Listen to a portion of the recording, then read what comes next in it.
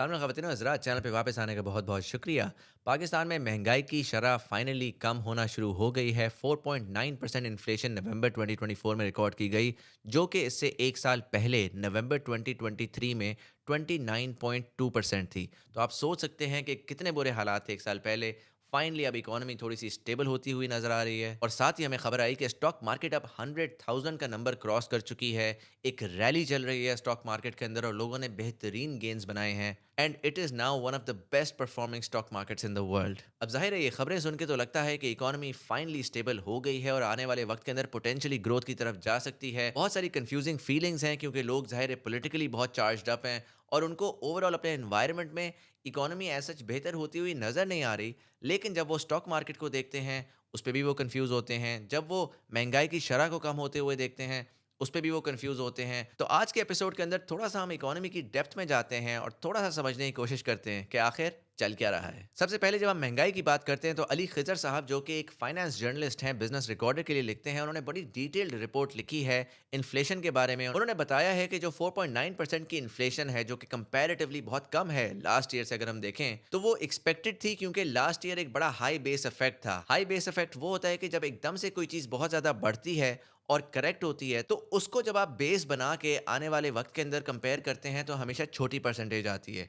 Last year Pakistan के अंदर मुख्तलिफ चीज़ें हुई, जाहिर है पॉलिटिकल क्राइसिस तो सबने देखा, लेकिन बहुत सारे serious factors, external factors Pakistan की इकोनॉमी को अफेक्ट कर रहे थे, जिसके अंदर एक सुपर साइकिल कमोडिटीज़ का चल रहा था। जाहिर है यूक्रेन और रशिया की जंग की वजह से वीट की और ओवरऑल फूड की प्राइसेस बहुत ज़्यादा बढ़ चुकी थी, और ख़ासकर क्योंकि गैस की प्राइसेस, जो weighted average cost of gas Pakistani government ने किक इन किया था, क्योंकि हमारी लोकल गैस कम हो रही है जो सस्ते में आती है, और इंपोर्टेड गैस जो है वो महंगी होती है। तो उसकी जो एवरेज प्राइस थी इंपोर्टेड गैस और लोकल गैस की, वो प्राइस फाइनली यूजर्स और कमर्शियल सार्फिन को मिलना शुरू हुई। उसकी वजह से जाहिर है, क्योंकि गैस एक प्राइमरी एनर्जी सोर्स है जो कि हर कारखाने में, हर इंडस्ट्री के अंदर इस्तेमाल हो रही होती है, तो जब गैस की प्राइस बढ़ती है तो हर कमोडिटी की, हर आइटम की प्राइस बढ़ती है, और उसी की वजह से पाकिस्तान के अंदर ओवरऑल एकदम से बहुत ज़्यादा हमने इन्फ्लेशन देखी। लेकिन चूंकि अब प्राइसेस बढ़ चुकी हैं, तो compare to those increased prices अब मजीद प्राइसेस नहीं बढ़ रही, क्योंकि जाहिर है कि एक डिमांड एंड सप्लाई भी होती है। जैसे जैसे प्राइसेस बढ़ती हैं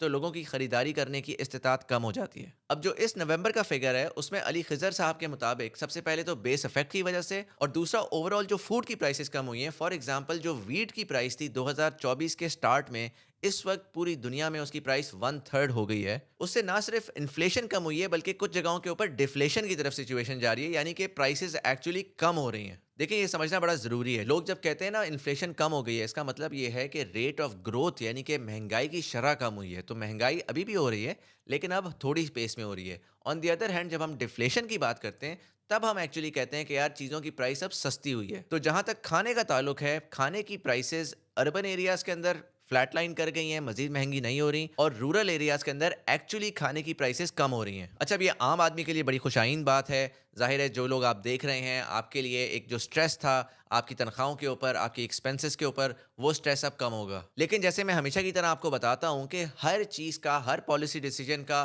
उसके कोई विनर्स होते हैं, उसके कोई लूजर्स होते हैं।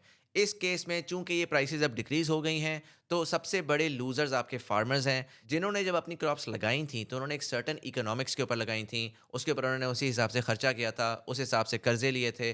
अनफॉर्चुनेटली अब जब उन्होंने चीज़ों को बेचना है, जैसा कि वीट को जब हार्वेस्ट किया और उसको बेचा, तो वो सस्ते में बिकी, और उसकी वजह से बहुत सारे फार्मर्स जो हैं वो अपने कर्जे भी वापस नहीं कर सके। एंड सो ओवरऑल फार्मर्स की इनकम डेंट हुई है। उनके अगले 1-2 साल में, 1-2 सीजन जो गुजरेंगे वो थोड़े मुश्किल होंगे। लेकिन बाय एंड लार्ज फार्मर्स के अलावा जो नॉर्मल आपका कंज्यूमर है अर्बन एरियाज के अंदर, जो ओवरऑल आम पाकिस्तानी है जो कि किसी फार्म इनकम से नहीं कनेक्टेड, उसको फ़ायदा होगा। उसको अब फाइनली थोड़ी सी स्पेस मिलेगी, और जैसे जैसे उसकी इनकम बढ़ेगी तो उसकी ओवरऑल बाइंग पावर भी बढ़ेगी। लेकिन ये भी याद रखना ज़रूरी है कि ये जो ओवरऑल आपके पास सीपीआई या कंज्यूमर प्राइस इंडेक्स आता है, ये बहुत सारी चीज़ों को मिला के बनता है। तो जहाँ पर फूड की प्राइसेस कम हो रही हैं और ओवरऑल वहाँ पर महंगाई कम होती हुई नज़र आ रही है, कुछ स्पेसिफिक चीज़ों के अंदर हमें महंगाई अभी भी उतनी ही स्पीड से बढ़ती हुई नज़र आ रही है। फॉर एग्जाम्पल, अगर हम क्लोथिंग या फुटवेयर की बात करें तो उसकी महंगाई की शरह एक्चुअली बढ़ी है। मंथ ऑन मंथ, अक्टूबर से नवंबर में ओवरऑल 3.1% महंगाई ज्यादा हुई है। और अगर हम एक साल में देखें तो जहां पर ओवरऑल जो महंगाई है वो नवंबर 23 से 24 के दरमियान 29.2% से 4.9% पे आई है, तो क्लोथिंग या कपड़ों की कीमत जो है वो पिछले एक साल के अंदर 15.6% मजीद बढ़ी है। इसी तरीके से फुटवेयर की जब हम बात करते हैं, जो कि बहुत ज्यादा पाकिस्तान से बाहर से इंपोर्ट होता है, उसकी प्राइसेस के अंदर मंथ ऑन मंथ 13% इजाफा हुआ है। और पिछले साल से अगर आप कंपेयर करें तो 32% इजाफा हुआ है। यहां तक कि खवातीन के सैंडल्स की अगर आप बात करें तो उसकी महंगाई के अंदर 75% इजाफा हुआ है। इसी तरीके से हेल्थ केयर के जो एक्सपेंडिचर्स होते हैं आपकी सेहत के ऊपर, अगर आप बीमार हो जाएं दवाइयों के ऊपर, तो उसमें मंथ ऑन मंथ 2.4% का इजाफा हुआ है और ईयर ऑन ईयर 13.1% का इजाफा हुआ है। सिर्फ अगर आप एक्सक्लूसिवली दवाइयों की बात करें तो उसमें मंथ ऑन मंथ एक महीने के अंदर 4.4% का इजाफा हुआ है। अब इसको बताने का मकसद ये है कि जब आप ओवरऑल इन्फ्लेशन को देखते हैं तो उसमें डिफरेंट चीजों में डिफरेंट महंगाई की शरह हो रही होती है, डिपेंडिंग ऑन के उसके पीछे कितना रॉ मटेरियल लग रहा है, क्या वो इंपोर्ट हो रही है, क्या वो लोकली प्रोड्यूस हो रही है। जाहिर है खाना जो कि एक मेजर चंक पाकिस्तानियों का इस महंगाई के अंदर उनकी इनकम्स में से खा जाता है, तो चूंकि फूड जो लोकली प्रोड्यूस्ड है उसमें ज़्यादा महंगाई नहीं हो रही, तो ओवरऑल आपको महंगाई होती हुई नहीं नज़र आ रही, जो कि एक बहुत अच्छी बात है और उसमें डेफिनेटली गवर्नमेंट ने स्टेबलाइज करने में बड़ा अच्छा हाथ प्ले किया है। लेकिन साथ ही क्योंकि हमारी ओवरऑल इकोनॉमी ऐसी है कि मेजॉरिटी चीज़ें जो हम कंज्यूम करते हैं और ख़ासकर जो मॉडर्न दुनिया में जो मॉडर्न इंसान है उसके लिए सिर्फ खाना नहीं होता, उसके लिए सिर्फ कपड़े नहीं होते, उसके लिए सिर्फ जो बेसिक हेल्थ केयर और इस तरह की चीज़ें होती हैं उसके बियॉन्ड बहुत सारे खर्चे होते हैं। सेलफोन होता है, लैपटॉप होता है, डिजिटल सर्विसेज होती हैं और उनमें से बहुत सारी चीज़ें चूंकि डॉलराइज्ड होती हैं, इंपोर्टेड होती हैं, तो उसमें महंगाई डेफिनेटली बरकरार है। चाहे वो महंगाई हो डॉलर के महंगे होने की वजह से या वो महंगाई हो क्योंकि गवर्नमेंट ने बहुत एग्रेसिवली कंट्रोल किया हुआ है कि पाकिस्तान में क्या इंपोर्ट होगा और क्या इंपोर्ट नहीं होगा। तो जाहिर है कि डिमांड ज्यादा है, सप्लाई कम है और उसके हिसाब से एक महंगाई होती हुई आपको नजर आती है। नॉनदलेस जो पिछले एक साल की सिचुएशन थी जहां पर एक तो ग्लोबल कमोडिटी सुपर साइकिल था, फिर जो आपकी अपनी प्राइसेस थी गैस की, बिजली की, वो आपने बढ़ाई, तो इन तमाम चीजों की वजह से पाकिस्तान में महंगाई तो होनी थी, उसको आप कुछ भी कर लेते, उसका कोई और चारा था नहीं। और फाइनली अब चूंकि वो स्टेबिलिटी आ गई है तो महंगाई अब स्टेबल होती हुई नजर आ रही है और उसी वजह से आप देख रहे हैं कि स्टेट बैंक का जो इंटरेस्ट रेट है वो भी आहिस्ता आहिस्ता कम होता हुआ नजर आ रहा है। ऑलरेडी 22% के इंटरेस्ट रेट से अब सिर्फ 15% पे आ गया है और एनालिस्ट जो हैं, इन्वेस्टर्स जो हैं, वो अब एक्सपेक्ट कर रहे हैं कि ये मजीद कम होगा और शायद अगले एक दो महीने के अंदर ये 12% पे पहुंच जाए। यानी कि जब इंटरेस्ट रेट कम होगा तो ऑटोमेटिकली जो प्राइवेट सेक्टर है, जो बिजनेसेस हैं, वो मजीद अब आसानी से कर्जा लेकर मार्केट के अंदर इन्वेस्टमेंट्स कर सकेंगे और इकोनॉमी को फिर से चलाना शुरू करेंगे। अगेन मैक्रो इकोनॉमी को अगर देखें तो पाकिस्तान में स्टेबिलिटी काफी हद तक बहाल हो गई है। ओवरऑल जो आपके रिजर्व्स हैं वो बढ़ रहे हैं, जो कि अगेन एक अच्छी बात है। पाकिस्तान एक ऐसे पॉइंट पे आ गया था जिसपे हमारे पास सिर्फ 2 हफ्ते की इंपोर्ट के रिजर्व्स रह गए थे। आज वो रिजर्व जो हैं वो 2.5 मंथ्स ऑफ इंपोर्ट कवरेज तक पहुंच चुके हैं और ओवरऑल हमारी रेमिटेंस भी नॉर्मलाइज हो गई, जो कि पहले डिप कर गई थी।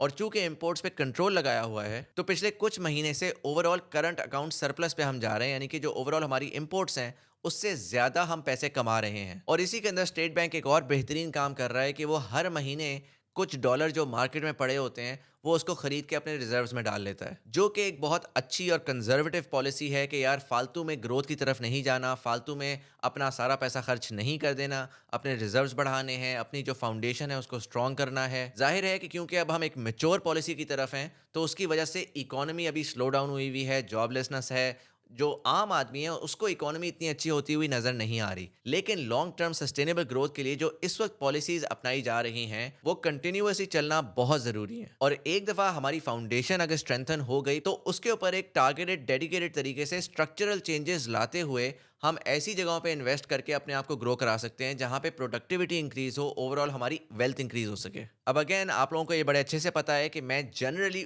ओवरऑल जो गवर्नमेंट की पॉलिसीज हैं या ओवरऑल अगर मैनिफेस्टोज की बात की जाए तो जनरली मैं पाकिस्तान तहरीक इंसाफ का जो मैनिफेस्टो था उससे मैं एग्री करता हूं और उसमें बहुत सारी चीजें जैसे कि rule of law, freedom of expression, इस तरह की चीजों के साथ डेफिनेटली मैं एग्री करता हूं। तो इसलिए उस इंडिकेटर को मद्देनजर रखते हुए मैं आपको ये बता रहा हूं कि ओवरऑल मैक्रो इकोनॉमिक पॉलिसी जो इस गवर्नमेंट की है वो पाकिस्तान के लिए बेहतर है। वो पीटीआई की गवर्नमेंट में भी पहले एक दो साल के अंदर अपनाई गई थी जिसकी वजह से एक स्टेबिलिटी के साथ हम ग्रोथ की तरफ जा रहे थे और आखिरी साल जब शौकत तरीन साहब आए और उन्होंने आके उसको रिवर्सल किया और एक पंप एंड डंप ग्रोथ की तरफ वो लेकर गए जैसा कि हर गवर्नमेंट लेकर जाती है अनफॉर्चुनेटली, तो वो गलत पॉलिसी थी। पाकिस्तानियों को चाहे जो भी आपका पॉलिटिकल ओपिनियन हो, आपको बेसिक इकोनॉमी की चीज़ों को समझना चाहिए और मेक श्योर करना चाहिए कि आपका जो भी लीडर है, चाहे वो नून लीग से है, चाहे वो पीटीआई से है, चाहे वो रावलपिंडी से है, उसको आप सिर्फ तब सपोर्ट करें जब वो सही पॉलिसीज ले, उसको आंखें बंद करके सपोर्ट ना करें। तो खैर ओवरऑल अगर मैं इसको लपेटूं तो आपकी महंगाई जो है वो कंट्रोल हो गई है। आपका जो करंट अकाउंट डिफिसिट है वो अब नहीं हो रहा, इनफैक्ट सरप्लस हो रहा है। डॉलर ओवरऑल आपके रिजर्व्स में बढ़ रहे हैं और ये तमाम चीजें आपकी मैक्रो इकोनॉमी के लिए अच्छी हैं। अब थोड़ा सा हम स्टॉक मार्केट की बात कर लेते हैं कि क्या स्टॉक मार्केट में जो इस वक्त हो रहा है उससे ये नजर आ रहा है कि पाकिस्तान की इकोनॉमी के बड़े कोई जबरदस्त हालात हो गए हैं। पर्सनली मैं बिल्कुल नहीं कहूंगा कि पाकिस्तान की इकोनॉमी को स्टॉक मार्केट रिप्रेजेंट कर रही है, क्योंकि इकोनॉमिक स्लो डाउन है, जॉब्स नहीं है, प्रोडक्टिविटी उतनी नहीं हो रही। जो ओवरऑल बहुत सारे इंडिकेटर्स हैं प्रोडक्टिविटी के, मैन्युफैक्चरिंग के, वो इस वक्त डिक्लाइन में हैं। सो आपकी इकोनॉमी रुकी हुई है, आपकी इकोनॉमी ग्रो नहीं कर रही। हाँ, इकोनॉमी के ऊपर स्ट्रेस कम हो रहा है, उसको मैं अप्रिशिएट कर रहा हूँ, लेकिन इकोनॉमी आपकी इस वक्त कोई बहुत अच्छे हालात में नहीं है। स्टेबिलिटी आने के बाद गवर्नमेंट क्या पॉलिसीज लेगी उससे डिफाइन होगा कि क्या इकोनॉमी ग्रो करती है या नहीं करती। तो जब हम स्टॉक मार्केट को देखते हैं तो आपको ये समझना होगा कि स्टॉक मार्केट को आप पीकेआर टर्म्स में ना देखें, आप स्टॉक मार्केट को ओवरऑल डॉलराइज्ड वैल्यूएशन में देखें। तो आपको पता लगेगा कि 2017 के एंड में जब पीएमएलएन के टाइम पे एक पंप एंड डंप का साइकिल चला था और अनसस्टेनेबल ग्रोथ पाकिस्तान देख रहा था, तो उसमें स्टॉक मार्केट की डॉलर टर्म्स में जो वैल्यू थी, क्योंकि आपने डॉलर कंट्रोल किया हुआ था, तो डॉलर टर्म में जो वैल्यू थी वो ऑलमोस्ट 90 बिलियन डॉलर्स थी। उसके बाद फिर डॉलर क्रैश किया। पीटीआई के आने के बाद 2018-19 के अंदर हमने देखा वही हालात, वही मुश्किलात, वही महंगाई जो कि हमने पिछले 1-2 साल में देखी, और stock market overall dollar term में बहुत ज्यादा नीचे आई और ऑलमोस्ट 40 बिलियन डॉलर्स की वैल्यूएशन में पहुंच गई। फिर अगले 2-1 साल के अंदर वो उसी में डगमगाती रही, कुछ बढ़ गई, कुछ कम हो गई। लेकिन फिर से जब पंप एंड डंप के आखिरी साइकिल के अंदर जब हमने देखा कि यार मईशत को आपने जो है ना वो बहुत अनसस्टेनेबल तरीके से ग्रो कराने की कोशिश की, तो एकदम से स्टॉक मार्केट बढ़ी और डॉलर टर्म में अगेन 55 बिलियन डॉलर्स की नेटवर्थ पे पहुंच गई। फिर 2022 की जो चेंजेस आई उसके बाद स्टॉक मार्केट कंसिस्टेंटली, क्योंकि डॉलर वीकन हो रहा था, स्टॉक मार्केट डॉलर टर्म्स में कंटिन्यूअसली गिरती रही और ऑलमोस्ट 2023 में जब पॉलिटिकल इंस्टेबिलिटी थी, हालात बहुत ज्यादा खराब थे, महंगाई बहुत तेजी से बढ़ रही थी, तो स्टॉक मार्केट की नेटवर्थ 21-22 बिलियन डॉलर्स रह गई थी। अब रिसेंटली जो आपने रैली देखी है जिसके अंदर स्टॉक मार्केट जो है ना 100,000 क्रॉस कर गई है और बहुत ही जबरदस्त हालात हैं, उसमें अगर हम डॉलर टर्म्स में देखें तो ओवरऑल स्टॉक मार्केट की जो नेट वैल्यू है वो 38 बिलियन डॉलर्स है। यानी कि 2017 का हाई 95 बिलियन डॉलर्स, 2022 का हाई 58 बिलियन डॉलर्स, आज की स्टॉक मार्केट 38 बिलियन डॉलर्स। यानी कि उसकी नेट वर्थ अगर हम डॉलराइज्ड टर्म्स में देखें या ग्लोबल टर्म्स में देखें तो वो 2 साल पहले से 20 बिलियन डॉलर कम है। अब इससे आप क्या नतीजा निकालते हैं? क्या वो उस 20 बिलियन डॉलर को रिकवर करेगी? अगर वो करेगी तो इसका मतलब है कि ये स्टॉक मार्केट ने तो अभी बहुत ज्यादा ग्रो करना है अगर उसने फेयर वैल्यू ढूंढनी है। साथ ही इसका मतलब ये भी हो सकता है कि डॉलर टर्म्स में चूंकि हमने डॉलर को मल्टीपल टाइम्स कंट्रोल किया या हम अनसस्टेनेबल ग्रोथ की तरफ गए, तो वो जो प्राइस थी डॉलर टर्म्स के अंदर वो इन्फ्लेटेड प्राइस थी और मार्केट अब फाइनली करेक्शन की तरफ आई है और fair value Pakistani stock exchange की एक्चुअल में सिर्फ और सिर्फ यही 38-40 बिलियन डॉलर्स है। इसमें कौन सी सिचुएशन ज्यादा रियलिटी के करीब है? आप में से बहुत सारे एनालिस्ट्स हैं, इन्वेस्टर्स हैं, मुझे कमेंट सेक्शन में आके बताएं what do you think is going to happen to the stock market in the future. अब जहां पर पाकिस्तान के इंटरनली ये खबर आई हमें और फाइनली हमें नजर आया कि इकोनॉमी अब कुछ कुछ स्टेबिलिटी ढूंढती हुई नजर आ रही है, वहां पर वर्ल्ड बैंक की कल एक बड़ी खौफनाक किस्म की रिपोर्ट आई जिसके बकौल इस वक्त जो ओवरऑल दुनिया की मैक्रो इकोनॉमी है, जो दुनिया में डेट की सूरत हाल है और जिस तरीके से दुनिया ग्रो कर रही है, वर्ल्ड बैंक ये प्रोजेक्ट कर रही है कि बहुत सारी कंट्रीज, खासकर गरीब कंट्रीज जैसे कि पाकिस्तान, आने वाले अगले 1-2 साल के अंदर बहुत सीरियस सॉवरेन डेट क्राइसिस की तरफ जाएगी और पोटेंशियल सॉवरेन डेट डिफॉल्ट की तरफ जाएगी। अब मैं मल्टीपल टाइम एक्सप्लेन कर चुका हूं, पॉडकास्ट ही मैंने मल्टीपल इस टॉपिक के ऊपर की हैं। डिफॉल्ट को पाकिस्तान में एक बड़ा ड्राउनी टर्म बनाया हुआ है कि यार डिफॉल्ट हो गया तो पता नहीं क्या हो गया। मैं भी जब डिफॉल्ट की बातें करता हूं तो एक पॉलिटिकल पार्टी के लोग हैं वो आके मुझे ताने देते हैं कि यार तुम्हें लगता है डिफॉल्ट हो जाएगा, तुम तो गवर्नमेंट के खिलाफ बोल रहे हो, स्टेट के खिलाफ बोल रहे हो। डिफॉल्ट हमेशा बुरी चीज़ नहीं होती। अगर आपकी इस्तात नहीं है, आप पैसे नहीं वापस कर सकते लोन के और आप अय्याशियाँ करी जा रहे हैं, तो आप डिफ़ॉल्ट करेंगे और आप रीस्ट्रक्चर करेंगे। पाकिस्तान मल्टीपल टाइम्स पहले भी डिफ़ॉल्ट कर चुका है।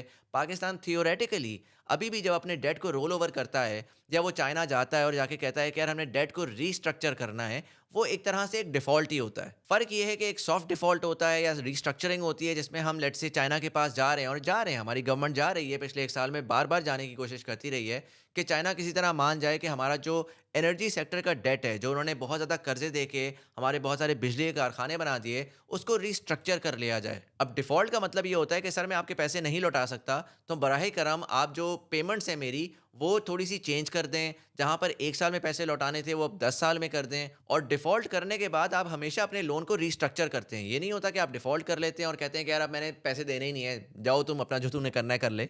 उसमें होता यही है कि यार मैं नहीं दे सकता पैसे, 1 साल में शायद नहीं दे सकता। आप ओवरऑल पेमेंट्स कम कर दें और इसको आप कर्ज़े को 10 साल पे ले जाएँ ताकि मुझे 1 महीने के अंदर लेट्स से ₹100 के बजाय ₹10 रिटर्न करने हों।